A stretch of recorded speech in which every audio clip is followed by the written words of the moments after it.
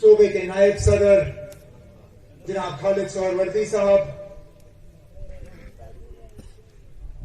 हमारे खिते जनाब के जोनल सदर और आज के प्रोग्राम के हमारे एक मेजबान जनाब सजाद तिचरू साहब,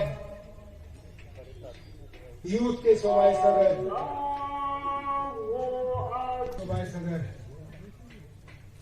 एजाज जान साहब, हमारे डिस्ट्रिक्ट प्रेसिडेंट और आज के प्रोग्राम के एक और मेजबान जनाब तनवीर किचरी साहब, नायब सदर जम्मू ब्रिजमोहन शर्मा साहब, हमारे किश्तवाड़ डिस्ट्रिक्ट के डिस्ट्रिक्ट डेवलपमेंट काउंसिल के चेयरपर्सन पूजा ठाकुर साहिबा, हमारे एक्स MLC इकबाल भट्ट साहब,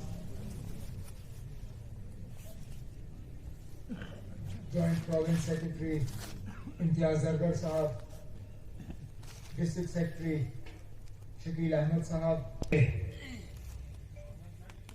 जिसकी हिफाजत हवा करे वो शमा क्या बुझे जिसको रोशन खुदा करे। मैंने जानबूझ के इस शहर के साथ अपनी तकरीर शुरू करने का इरादा किया था, क्योंकि जिन साजिशों के और जिन परेशानियों के खिलाफ हम वक्तन फवक्तन लड़ते हैं, और बिलखसूस जिस तरह हमारी जमात को और हमारे जमात के झंडे को 47 से लेकर आज तक मिटाने की कोशिश की गई और उन कोशिशों में उनको कामयाबी हासिल नहीं हुई, वाकई ऐसा लगता है कि हमारी हिफाजत सबसे पहले तो खुदा करता है और उसके बाद आप लोग हमारी हिफाजत करते हैं। नहीं तो कब नेशनल कॉन्फ्रेंस को मिटाने की साजिश नहीं रचाई गई। जब शेर कश्मीर को वजीर आजम की कुर्सी से उतार के जेल में डाला गया, तब उसके बाद 75 के अकॉर्ड के बाद जब उनकी हुकूमत गिराई गई, तब जब 84 में लोगों को के खरीद फरोख्त के बाद डिफेक्शनें करवा के फारूक साहब की उस वक्त की हुकूमत ली गई, तब 90 में जब गवर्नर एक ऐसे भेजे गए जिसमें कि फारूक साहब ने कहा था आप किसी और को भी भेजिए, इसको मत भेजिए, तब और उसके बाद लगातार सिलसिला चलता रहा। 2019 अगस्त के बाद भी अगर देखा जाए तो कोशिशों में और तेजी आई। कभी कभी मैं हैरान होता हूं जब मैं याद करता हूं कि उस वक्त हमें बंद करने के लिए क्या क्या बहाने नहीं इस्तेमाल हुए। 5 अगस्त 2019 के बाद हम ज्यादातर लोग जो यहां बैठे हैं कहीं ना कहीं हम बंद थे, कोई गेस्ट हाउस में, कोई MLA हॉस्टल में, कोई अपने घर में। मेरे ऊपर तक पब्लिक सेफ्टी एक्ट का कानून केस लगा, और जब रात को वो मैजिस्ट्रेट आए मुझे कागज देने के लिए, खुद बेचारा शर्मिंदा था। एक एडिशनल मैजिस्ट्रेट और एक एडिशनल SP आए थे, वो PSA का डिटेंशन ऑर्डर लेके, और जनाब आपको इस पर दस्तखत करना होगा। ठीक है ना, आप लोग मालिक खोल लो, मैं दस्तखत करता हूं, लेकिन पहले मैं पढ़ लूं आप क्या लिख रहे हो, किस बुनियाद पे आप मुझे PSA में बंद कर रहे हो। और जब मैंने पढ़ना शुरू किया, मुझे खुद नहीं पता था कि मैं हंसूं या रोऊं, क्योंकि उसने सबसे पहले लिखा था कि उमर अब्दुल्ला जो है वो लोगों में जाके मिलते रहते हैं और इन्होंने पाकिस्तान के इलेक्शन बॉयकॉट का जो मुहिम था उसके खिलाफ अपनी आवाज उठाई और लोगों को बॉयकॉट के खिलाफ वोट डालने पर तैयार किया, और बंदूक का जो खतरा था इलेक्शन को उसके खिलाफ भी उमर अब्दुल्ला ने आवाज उठाई, और इससे साबित होता है कि वो लोगों को अपने साथ चला सकते हैं। और नहीं, मैंने उस मैजिस्ट्रेट को पूछा, मैंने कहा जनाब कल तक लोगों को इलेक्शन के लिए तैयार करने पे हमें शाबाशी दी जाती थी, आज लोगों को इलेक्शन पे तैयार करने के लिए आप पीएसए का केस ठोकना शुरू कर गए हो क्या गया आप लोगों को? खुद नीचे अपना सिर किया, कहा मैं क्या कह सकता हूं, मैंने कहा कोई बात नहीं, ठीक है, लो दस्तखत कर लिया, चले।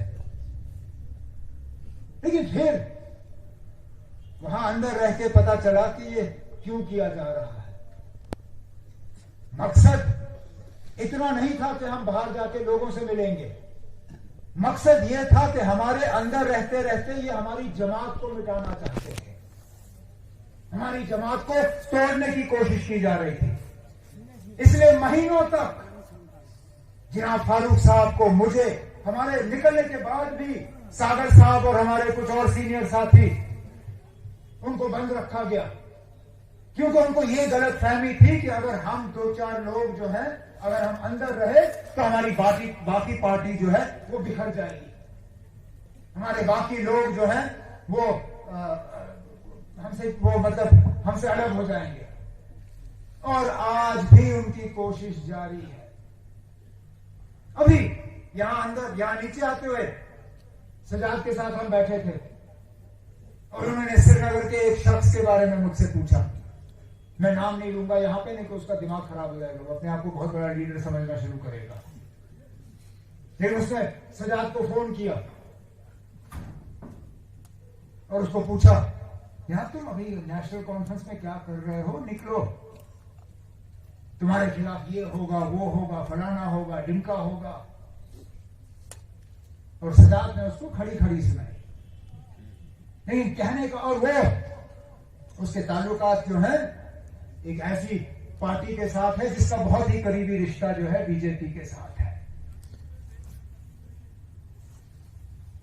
कहने का मतलब मेरा यह है कि ये लोग जो है नेशनल कॉन्फ्रेंस को खत्म करने की साजिश जो है उसको रचाने में कोई कमी नहीं लाएंगे। लेकिन वो हमें पसंद क्यों नहीं करते? सिर्फ इसलिए कि हम लोगों को झूठ की बुनियाद पे, धोखे की बुनियाद पे, गलत नारों की बुनियाद पे, मजहब की बुनियाद पे, इलाकाई लड़ाइयों की बुनियाद पे हम लोगों को अपने तरफ नहीं खींचते। हम झूठ नहीं बोलते, हम झूठ के बुनियाद पे वोट नहीं मांगते, हम लोगों को गलत वादे और गलत बयानों से और गलत नारों से हम उनका दिल बहलाने की कोशिश नहीं करते। हम सच को झूठ में तब्दील नहीं करते और झूठ को सच में तब्दील नहीं करते, और तभी तो ये लोग हमें पसंद नहीं करते हैं।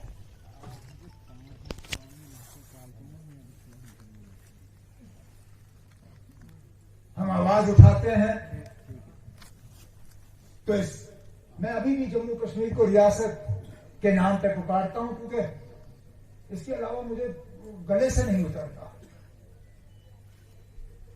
मैं कह ही नहीं सकता हूं जो यूटी वूटी, मैं बार बार कहता हूं जम्मू कश्मीर हमारी जो रियासत है,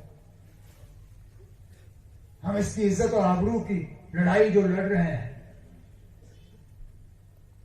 हम जो हमसे छीना गया उसको वापस हासिल करने की लड़ाई जो लड़ रहे हैं, क्यों लड़ रहे हैं?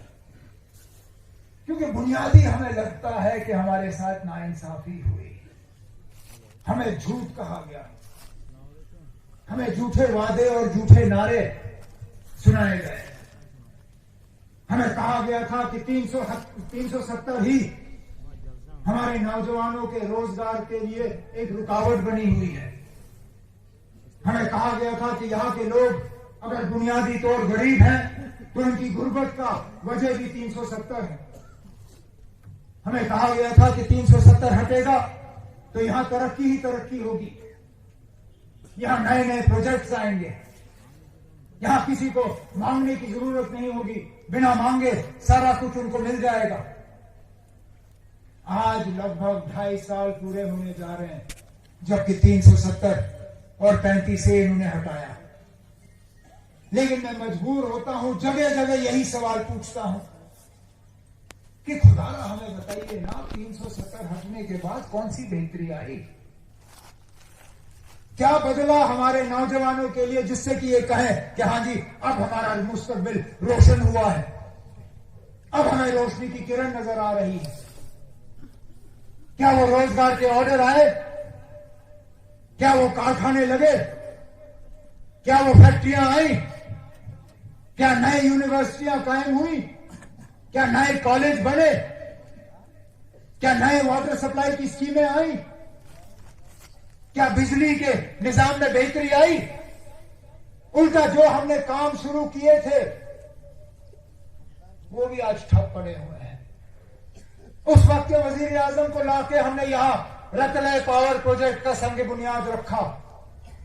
जब तक हमारी हुकूमत थी और सजाद मेरे साथ मिनिस्टर थे तब तक प्रोजेक्ट में कोई कमी नहीं आई। जैसे ही हमारी हुकूमत गई प्रोजेक्ट पे भी ताला लगा। मैं कहता हूं जनाब, ये बड़ी बड़ी तकरीरें जो की जाती हैं कि जमहूरियत, दुनिया में हम जमहूरियत का मिसाल कायम करते हैं, हिंदुस्तान जो है दुनिया की सबसे बड़ी जमहूरी मुल्क है, लेकिन ये नारे खोखले साबित हो रहे हैं। क्योंकि जमहूरियत के लिए सबसे बड़ा एक हथियार जो है वो आपका प्रेस है, लेकिन आज के दिन में प्रेस को काम नहीं दिया जाता है। मैं हैरान हुआ आज की एक खबर देख के। मुझे पता था कि कश्मीर में अखबार वालों को सच लिखने की आज इजाजत नहीं है। अगर वो कुछ लिखते हैं तो फटाफट उनको थाना बुलाया जाता है, उनकी हाजिरी लगती है, उन पे केस लगता है, गवर्नमेंट नाराज हो जाती है, उनके इश्तिहार काटे जाते हैं। लेकिन मुझे लगता था कि ये सिर्फ आगे की खबर ना छपे उसके लिए है, लेकिन आज पता चला कि जो पिछली खबरें हैं, जो उनके रिकॉर्ड में दर्ज हैं, जो कंप्यूटर पे हैं, आज उनकी पुरानी खबरें भी जो है उनको भी वाइप आउट किया जा रहा है, उनको भी साफ किया जा रहा है। जो पुराने आर्टिकल लिखे गए थे उन पुराने आर्टिकल्स को भी अब हटाया जा रहा है ताकि एक नई हिस्ट्री जो है वो कायम की जाए, एक नया मतलब एक पता नहीं झूठ का एक नया झांसा जो है वो तैयार किया जाए। ये जमहूरियत नहीं है। जमहूरियत में बात करने की खुली छूट दी जाती है, हुकूमत की मुखालफत, सच बोलना, लेकिन आज लगता है इस बात की इजाजत ही नहीं है। और अफसोस की बात यह है कि जिन पार्टियों से हम उम्मीद कर रहे थे कि वो भी हमारी आवाज में अपनी आवाज मिला के बात करेंगे, वो भी खामोश। अफसोस हुआ मुझे आज अखबार में एक खबर पढ़ के। मैं इज्जत करता हूं जनाब गुलाम नबी आजाद साहब की, वजीर आला रहे हैं, जम्मू कश्मीर की कांग्रेस के बड़े सीनियर लीडर हैं। कल उन्होंने कश्मीर में किसी जलसे में कहा कि अब 370 पे बात करना ही फजूल है। ये